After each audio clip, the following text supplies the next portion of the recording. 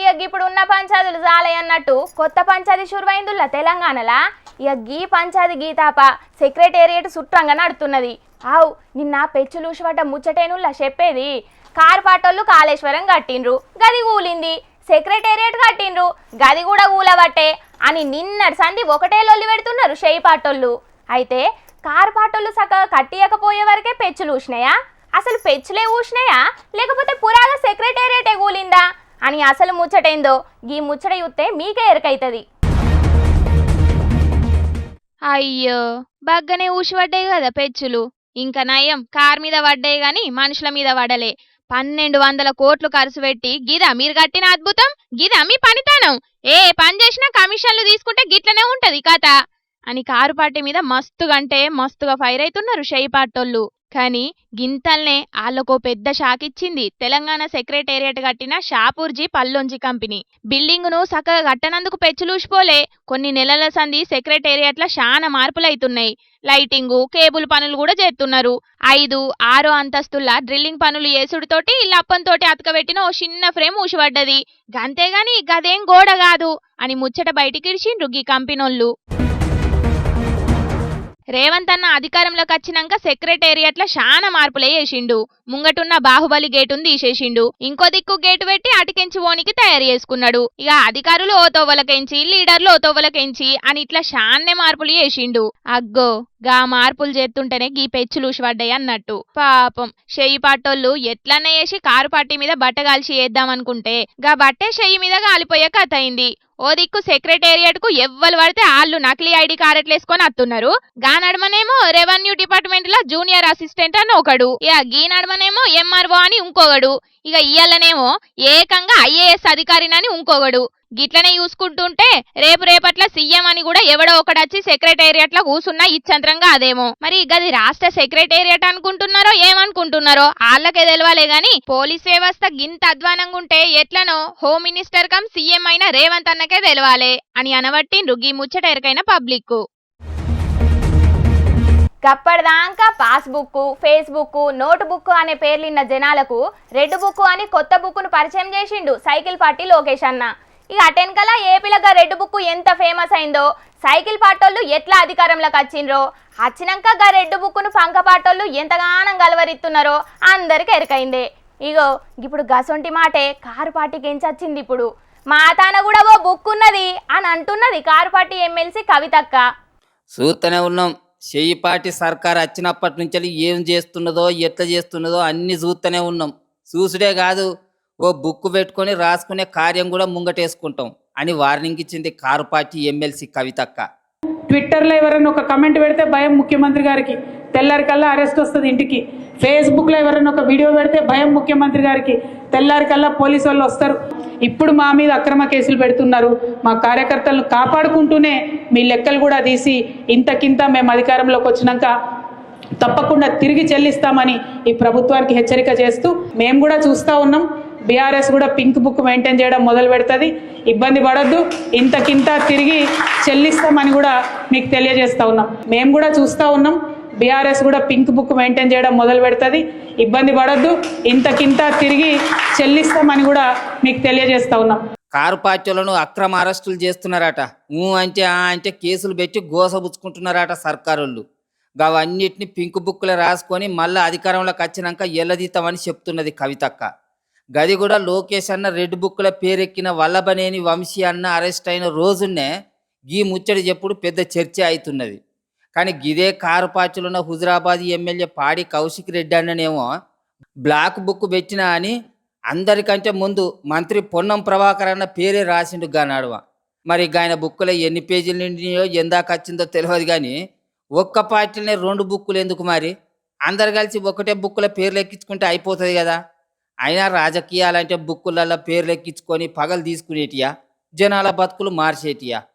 ఎవరన్నా అవినీతి చేసిర్రని అంటే ఎంక్వైరీలు చేసి నిరూపించి అరెస్టులు చేసి జైలుకు తోలితే అయిపోయేదానికి ఈ బుక్కులేందుకు లెక్కలేందుకు అని కొందరు అంటుంటే, అరెస్టులతోటి కార్యకర్తలు సడ్డమాలకుండా ఉండేటందుకు లీడర్లు గిసొంటి కార్యక్రమాలు ముంగటేసుకుంటారు అని అనబట్టిర్రు గీ బుక్కుల రాజకీయాలు చూస్తున్న కొందరు రాజకీయ మేధావులు.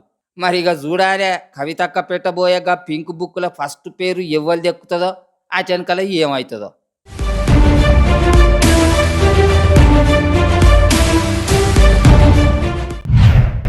రెడ్ బుక్లో అందరి పేర్లు రాసుకుంటున్నాం అని ఎలక్షన్ల ముంగట లోకేష్ అన్న ఎప్పుడు ఏపీలో రెడ్ బుక్ రాజ్యాంగం నడుస్తున్నదని కూటమి సర్కార్ వచ్చినాక పంకపాటోళ్ళు మాట్లాడుడు రెండు చూసిండ్రు ఏపీ పబ్లిక్. అయితే గీయలగా మాట నిజమైంది అని దేశం మొత్తం మాట్లాడుకుంటున్నారు. వల్లభనేని వంశన్న అరెస్టు ముచ్చటెరకయి. ఇక మరి గైన ఏ కేసులో అరెస్ట్ అయిండు, ఏడు అరెస్ట్ అయిండు అనేది గీ ముచ్చట చూసి పురా కరుచుకొని రాపోండి. పొద్దుగాల సినిమాను మించిన సీనైంది గన్నవరం పాత ఎమ్మెల్యే వల్లభనేని వంశీ అరెస్టు కథ. పంకపార్టీ అధికారంలో ఉన్నప్పుడు గన్నవరంలో ఉన్న సైకిల్ పార్టీ ఆఫీస్ మీదకి మనుషులను పంపించి దాడి చేపించిండు. సామానంతా ఇరగొట్టించిండు. సాక్ష్యం చెప్పినైనను బెదిరించి కేసు వెనుకకు తీసుకోమన్నాడు అని గన్నవరం పాత ఎమ్మెల్యే వల్లభనేని వంశీ మీద కేసైంది ఏపీలా. ఈ హైదరాబాద్లో ఉన్న ఇంట్లుంటున్నాడని ఎరకై వచ్చి అరెస్ట్ చేసి పట్టుకపోయిండ్రు ఏపీ పోలీసులు. అగ్గో గట్లెట్లా పట్టుకపోతారు అని వంశోళ్ళ ఇంటామే పోలీసోళ్ళ కార్లు వెనుకనే కారేసుకొని పోయింది. గిదెక్కడి కథ అని గామెను నడిమిట్లనే ఆపిండ్రు పోలీసోళ్ళు. ఇక విజయవాడకు తీసుకుపోయి స్టేషన్లో కూసోబెట్టి విచారించిండ్రు వల్లభనేని వంశీని. ఇక తప్పు చేసినప్పుడు శిక్ష పడుడు జర్రంతా ఆలస్యమైతది కావచ్చు గాని పడుడైతే పక్కా. గిసొంటి మస్తు దారుణాలు చేసిండు. అసలు గిసొంటోళ్ళు రాజకీయాల్లో ఉండనే ఉండద్దు అని మస్తుగా గరమైండ్రు సైకిల్ పార్టీ లీడర్లు. తప్పు చేసిన వాడు తాత్కాలికంగా తప్పించుకొని తిరగొచ్చు తప్ప ఏదైనా ఒక రోజు చట్టానికి లోబడి శిక్ష అర్హుడవుతాడు. ఈరోజు కూడా అదే జరిగింది. అయ్యా వంశీ తల్లి గారు, చెల్లి గారు, ఇంట్లో శిక్ష అయింది అతనికి. ఒక మృగం, మీ ఇంట్లో ఉండేది ఒక క్రూర మృగం. శిక్షించండి, మీరు కుటుంబ సభ్యులు శిక్షించండి. ఇలాంటి వ్యక్తులు రాజకీయాల్లో ఉండడం వల్ల వాళ్ళ వ్యక్తిగత ఆస్తులు పెంచుకోవడం కోసం పవర్ను ఉపయోగించి ప్రజల్ని భయభ్రాంతులకు గురి చేయటం, నోటికి ఎంత వస్తే అంత మాట్లాడటం. యా కచ్చతోటే వంశీని అరెస్ట్ చేసిండ్రు. వీళ్లకు చట్టం అంటే లెక్కే లేదు. రాష్ట్రంలో రెడ్ బుక్ పాలన నడుస్తున్నదని గరమైండ్రు పంకపాటోళ్ళు. ఏదేమైనా సరే అరెస్ట్ అనేది దాన్ని తీవ్రంగా ఖండించవలసిన అవసరం. ఈ రాష్ట్రంలో 5 కోట్ల మందికి జరిగే ఏదైనా మంచి అనుకుంటే ఆ మంచికి తగ్గ కార్యక్రమాన్ని చేస్తూ వ్యవస్థని గాడిలో పెట్టి వ్యవస్థని సక్రమంగా తీసుకెళ్ళే ఏ కార్యక్రమం చేసినా అది కావాలి. చట్టం అంటే లెక్కలేదు. ఏ కోర్టు అయినా సరే హైరార్కీ ఆఫ్ కోర్ట్స్ లెక్కలేదు. మీకు పోలీసుల్ని కొంతమంది బలగాన్ని మీ ఏజెంట్లుగా పెట్టుకొని, I'm sorry to use this word, Gannavaram ఈరోజు రాష్ట్రంలో మొత్తంలో వార్తల్లోకి వచ్చింది. వంశీని అరెస్ట్ చేసినందుకు కాదు, చట్టాన్ని ఏమాత్రం ప్రభుత్వం లెక్క చేయనందుకు. రాజ్యం చట్టంలో భాగమే, ప్రభుత్వం చట్టంలో భాగమే. రాష్ట్రంలో రెడ్ బుక్ పరిపాలన ఎలా కొనసాగుతుంది? స్వయంగా ఎవరైతే ఫిర్యాదుదారు ఉన్నాడో అతనే నా చేత అనవసరంగా కేసు పెట్టి ఇచ్చారు. ఇది కేసులో వంశీ గారికి ఎటువంటి సంబంధం లేదని చెప్పినప్పటికీ కూడా ఆ కేసు కాకుండా రకరకాల కేసులు, రకరకాల వాళ్ళకి ఇష్టం వచ్చిన కేసులు పెడుతూ ఉన్నారు ఈరోజు. ఇక మరి ముంగట అరెస్టులు పెరుగుతాయి తప్పితే తగ్గేటట్టు లేవని అంటున్నారు ఏపీలా. గిప్పటికే పంక పార్టీలకెంచి ఒక్కొక్కరు బయటకు పోతున్నారు. గిట్లా అరెస్టులు పెరుగుతానైతే పంక పార్టీలుండు కట్టెమే అని రాజకీయాలకెంచి బయటికి పోయినా పోతారు చాలా మంది. ఏమో మరి పంక పార్టీని ఖాళీ చేసుడే లక్ష్యంగా పెట్టుకున్నారు కావచ్చు కూటమి సర్కారోళ్ళు. కానీ ప్రతిపక్ష లీడర్లను అరెస్టు చేసుడు మీద పెట్టే శ్రద్ధల సగం పథకాలు ఇచ్చుడు మీద కూడా పెడితే మంచిగుంటది. ఫిరీ బస్సు పథకం అటే పోయింది. ఇంకా అమ్మకు వందనం యాదే మర్షిండ్రు అని కూటమి సర్కారోళ్ళు ఇచ్చిన పథకాలను యాద్ చేస్తున్నారు గీ ముచ్చట ఎరకైన పంక పార్టీ కార్యకర్తలు. ఇక చూడాలే మరి ముంగట ఇంకెంతమంది అరెస్ట్ అవుతారో ఎవ్వలైతారో. హా పబ్లిక్, ఇప్పుడు మా రాముల తాత చెయ్యాల కదా. నిన్ననేమో కోడిని ఏలాడదీసి కథలు పడ్డాడు. మరి ఇయ్యాల ఏం చేస్తున్నాడో చూద్దాం పాన్రి. ఓ తాత, ఏం చేస్తున్నావే? అల్లా ఎవరు మాట్లాడేది? నేను మా సేవా సెంటర్ నుంచి మాట్లాడుతాను. చెప్పు, ఏంది నీ ముచ్చటేందో చెప్పు. అరే అది అన్ని మీ సేవా సెంటర్లలో సాధ్యం కాదురా బాబు. ఒక్క మా సేవా సెంటర్లో మాత్రమే సాధ్యమవుతుంది. అరే ముచ్చటేదో చక్కగా చెప్పరాదురా బాబు. ఇక గిట్ల ఫోన్లో మాట్లాడు కుదరారా బాబు. నువ్వు సప్పుడు యొక్క చక్కగా మా సేవా సెంటర్కు రా, ఈయన మాట్లాడుకుందాం అన్ని తీరులో ముచ్చట్లు. సరే వాకే కత్తిరింగ్ చేయి. ఈయనకి ఈక తెలియదు తోక తెలియదు కానీ ఎవరికో ఇచ్చులు కచ్చకాయలు అన్ని చెప్తున్నాడు. ఓ తాత, ఏంది నీ అంగడి? చెప్పురా బాబు. ఏమో గక్క నిలబడి అప్పటి నుంచి చూస్తాను. ఏం చెప్పు. నమస్తే చెప్పు, నీ ముచ్చటేంది? రేషన్ కార్డు కావాలని ఇస్తాను. రేషన్ కార్డ్ అట ఇప్పిద్దాం. ఇంద్రమ్మ ఇల్లు అయినా, గృహలక్ష్మి పథకం కింద నీ పిల్లానికి 2500 అయినా, రేషన్ కార్డ్ అయినా, సర్కారు పథకం ఏది కావాలన్నా కూడా మనం ఇప్పిద్దాం. కాకపోతే ఇక నీకు తెలియందే ఉన్నది, అందరి లెక్కనే నీ దగ్గర వసూలు చేసుకుంటాను. ఇప్పుడు రేషన్ కార్డ్ అప్లికేషన్కి అయితే ఒక 2000 రూపాయలు అవుతాయి, అవి ఇచ్చిగా నువ్వు. సర్కారు ఇచ్చే రేషన్ కార్డుకి నీకు 2000 ఎందుకు ఇవ్వాలి ముసలాడా? అట్లా అయితే ఈ అప్లికేషన్ పట్టుకపోయి సర్కార్కి ఇచ్చుకోపో, నా దగ్గరికి ఎందుకు వచ్చినవరా మరి? ముసలోని బల్బు చూడుండ్రి. అయినా రేషన్ కార్డ్ అప్లికేషన్ కు 50 రూపాయలే కదా, గాన్నను 2000 రూపాయలు ఎందుకు అడుగుతున్నావు చెప్పు? ఎందుకు అడుగుతాను అంటే మా లెక్కలు మాకుంటాయి, అవన్నీ మీకు చెప్తావా? పిల్ల, నీకు రేషన్ కార్డు కావాలంటే 2000 రూపాయలు ఇక్కడ వారేసి 20 వీకు కదా, ఒకదాన్ని పట్టుకొచ్చి ఇక్కడ అడగంగానే మేము గజ గజ అనుకుంటా చేతులు కట్టుకొని నిలబడి ముచ్చట చెప్తాం అనుకుంటున్నావా? పీకు ముచ్చట చెప్పు నాకు కరెక్ట్ గా. జర చూడు, ఆడి జిరాక్స్లు ఇచ్చిన ఉన్న పైసలు వచ్చినాయి. నీ జీరాక్స్లకు పైసలు అయిపోతా నన్ను ఏం చేయమంటానవురా? ఇగో నీకు రేషన్ కార్డు జల్లిన కావాలి, నీ పని తొందరగా కావాలి అంటే నాకు 2000 రూపాయలు జల్లిన అప్పచెప్పు. లేకుంటే ఇగో ఇప్పుడు మళ్ళీ సర్పంచ్ ఎలక్షన్లు వస్తానాయి, అవి అయిపోయినాయి అనుకో, ఇక నువ్వు తూర్పు తిరిగి దండం పెట్టుడే అవుతుంది. ముందుగా పని కానిచ్చుకో.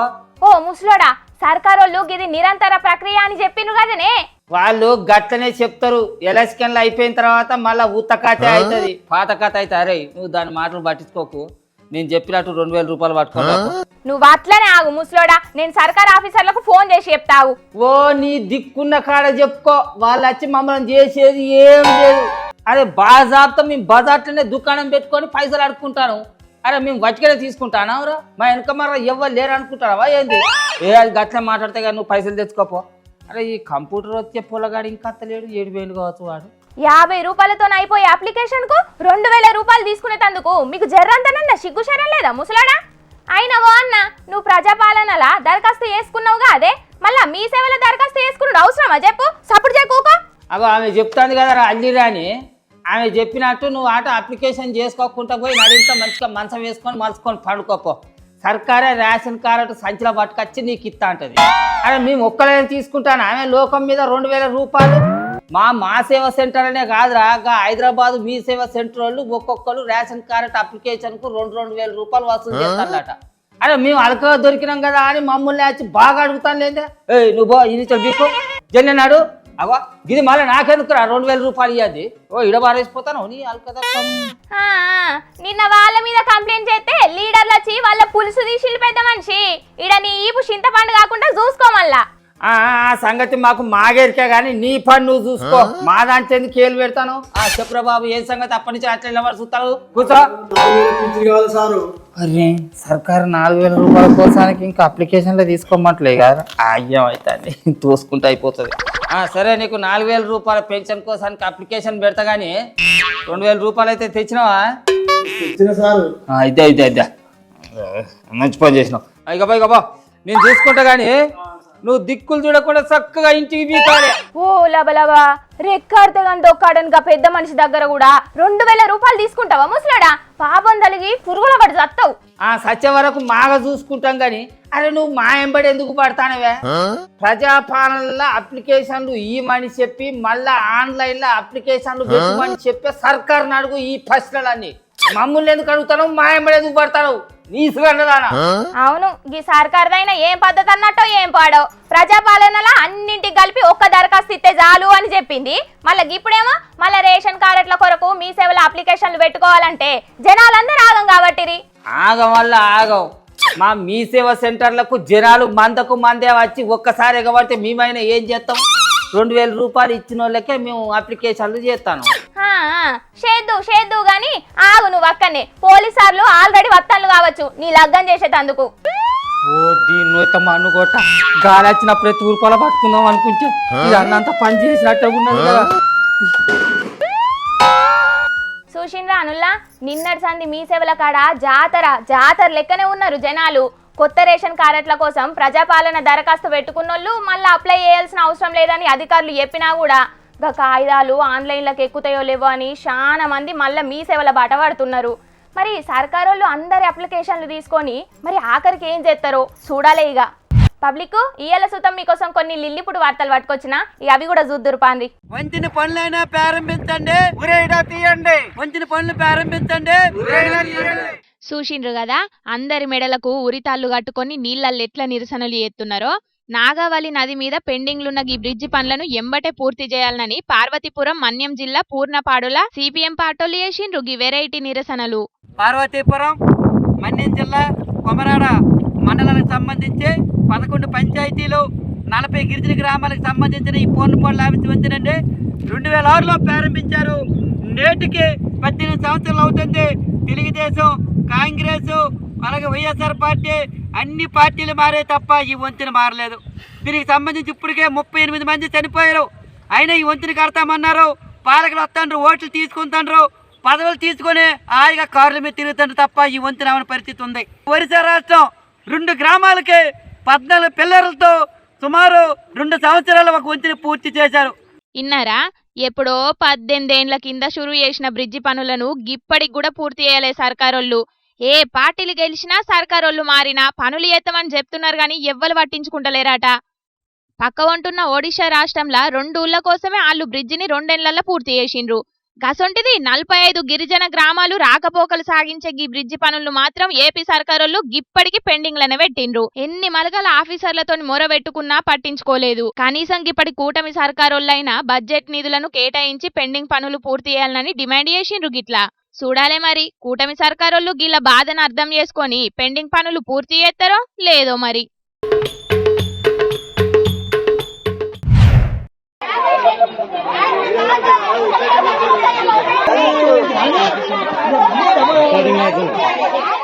ఎండాకాలం షురువైందో లేదో గాని చూసిండ్రా ఖాళీ బిందెలు పట్టుకొని నీళ్ల కోసం ఎట్లా రోడ్డెక్కి ధర్నాలు ఎత్తున్నారో పబ్లిక్.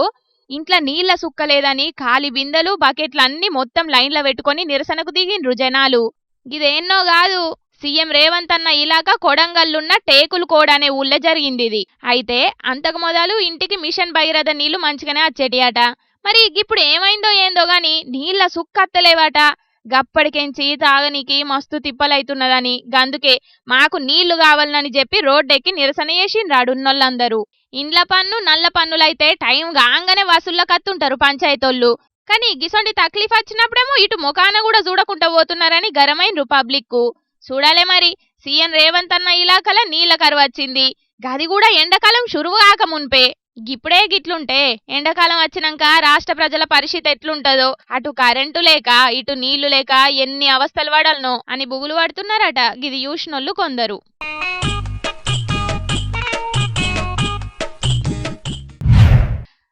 రావాలే బాబు రావాలే, గీ ఆఫర్ పోతే మళ్ళా దొరకది. 500 రూపాయలకే మహాకుంభమేళల తానం చేసే అద్భుత అవకాశం. ఏంది 500కు కుంభమేళల తానం చేసుడా? గిదేంది అని పరిశాన్ అవుతున్నారు కదా. అవు నిన్నటి సంధి గీ పోస్టరు సోషల్ మీడియాలో మస్తు వైరల్ అవుతుంది. 144 ఏండ్లకోసారి వచ్చే గీ మహాకుంభమేళలా ఇప్పటికే 45 కోట్ల మంది భక్తులొచ్చి త్రివేణి సంగమంలో తానాలు చేసిండ్రు. ఇంకా చాలా మంది రావాలనుకున్నా ఆడున్న మందిని చూసి ట్రాఫిక్ ను చూసి రాలేకపోతున్నారు. గందుకే గసంటోళ్ల కోసం గీ ఆఫర్ పెట్టిండ్రట. మీరు మీ పోట్వలను వాట్సాప్ లో పెట్టి ఓ 500 రూపాయలు అల్లకు పంపితే చాలట. ఇక గా పోట్వలను గడిగిపిచ్చి గా పోట్వలను త్రివేణి సంగమంలో ముంచుతారట. ఇక పోట్వలు ముంచిండ్రు కాబట్టి మీరు త్రివేణి సంగమంలో తానం చేసినట్టేనట. ఇట్లా చేస్తే మీకు పుణ్యం దక్కినట్టేనట. మరి ఈ పోస్టర్ చూసి ఎంతమంది పోట్వలు 500 పంపినరో తెలియదు గాని ఈ పోస్టరు సోషల్ మీడియాలో మస్తుగా వైరల్ అయ్యే వరకు గిదెక్కడి బిజినెస్ రా మామా అని పరిశాన్ అవుతున్నారు అందరూ. మహాకుంభమేళను అడ్డం పెట్టుకొని ఎవ్వల టాలెంట్ ప్రకారం వాళ్ళు సంపాదించుతున్నారు. మొన్న గర్ల్ ఫ్రెండ్ చెప్పిందని ఒక అన్న కుంభమేళల యాప పుల్లలమ్మి దినం 10,000 సంపాదించిండనే ముచ్చటి ఇంటిమి. మహాకుంభమేళల షాయమ్మేటోళ్ళు కూడా రోజుకు 5,000 సంపాదిస్తున్నారట. గీల లెక్కనే మనకు తెలియకుండా గాడ ఇంకెన్ని దందాలు జరుగుతున్నాయో ఏమో గాని గీ 500కే ఆఫర్ పెట్టి పోట్వలను త్రివేణి సంగమంలో తానం చేపిస్తామనే ముచ్చట మాత్రం మస్తు చిత్రంగా ఉన్నది కదా. ఎలక్షన్ల బీఆర్ఎస్ ఓడిపోయినాక కేసీఆర్ సారు పార్టీ మీటింగ్లకు ఎక్కువ పోయిందే లేదు. ఇక అప్పటికెంచి పార్టీ పనులన్నీ అల్లుడు హరీష్ రావు కొడుకు కేటీఆర్లే చూసుకుంటుండ్రు. అప్పుడప్పుడు అందరినీ ఫామ్ హౌస్ లకే పిలిపించుకొని మీటింగ్ పెట్టేటోడు పెద్ద సారు. అయితే ఈ నెల 19 తారీఖున తెలంగాణ భవన్ లా కేసీఆర్ సార్ సమక్షంలో ఓ మీటింగ్ పెట్టబోతున్నారట కారు పార్టోళ్ళు. మరి ఉన్నట్టుండి ఈ మీటింగ్ ఎందుకంటే కారు పార్టీ ఉట్టి 25 ఏండ్లైతున్నది కాబట్టి పార్టీ సిల్వర్ జూబ్లీ సంబరాలు చేస్తారట. అట్లనే పార్టీ సభ్యత్వాలు షై పార్టోళ్ల పాలన గురించి కూడా చర్చించుకుంటారట. ఇక ఎట్లయినా కేసీఆర్ సారు జనాల్లోకి వచ్చి పెద్ద సభ పెడతా అన్నాడు కదా, ఇక చేపట్టి ఎత్తున్న పనులను ఎండగట్టనీకి పబ్లిక్ కోసం ఇంకింత గట్టిగా ఓట్లాడనీకి గట్టి ప్లానే ఎత్తున్నారట కారు పాటోళ్ళు. చూడాలే మరి ముంగట ఎంపీటీసీ జెడ్పీటీసీ సర్పంచ్ ఎలక్షన్లు ఉన్నాయి కాబట్టి గీలోపట్నే కేసీఆర్ సారు ఫామ్ హౌస్ లోకి వెళ్లి బయటకు వచ్చి ఏం చేస్తాడో, చేపాటోళ్లను ఎట్లా అరుచుకుంటారో చూడాలంటుండ్రు కారు పార్టీ మీటింగ్ ముచ్చట గురించి ఎరకైనోళ్ళు. అవుగా నీ అన్ని ముచ్చట్లు చెప్పేసినా ఏమన్నా యాద మర్చిన్నా? అసలే నాకు మతి మరపు ఎక్కువ. చెప్పేసిన అమ్మయ్య. పబ్లిక్ తెచ్చిన కాడికి వార్తలన్నీ చెప్పేసిన. ఎట్లున్నాయిల్లా? మస్తుగున్నాయిలే. ఇక ఇవుల్లా తాజా పంట సమర్పించు ఎల్టీ జోర్దార్ వార్తలు. మళ్ళొచ్చే జోర్దార్ వార్తలల్లా మస్తు జోర్దార్గా అందరం కలుసుకుందాం. అప్పటిదాకా ఏం చేయాలో ఎరకనే కదా, చూస్తూనే ఉండండి హెచ్ఎం టీవీ. అట్లనే ఇంకిన్ని మంచి వార్తల కోసం హెచ్ఎం టీవీ యూట్యూబ్ ఛానల్ను తప్పకుండా సబ్స్క్రైబ్ చేసుకోండి. గిసొంటి ముచ్చట్లు ఆడ మస్తుగుంటాయిల్లా. అన్ని ముచ్చట్లు మీ దాకా చేరాలంటే తప్పకుండా గంట కొట్టుండ్రి, లైక్ చేయండి. ఈ ముచ్చట్లను మీ దోస్తులందరికీ షేర్ చేయండి. ఏమంటున్నాం? సరే మరి ఉంటా. టాటా, నమస్తే.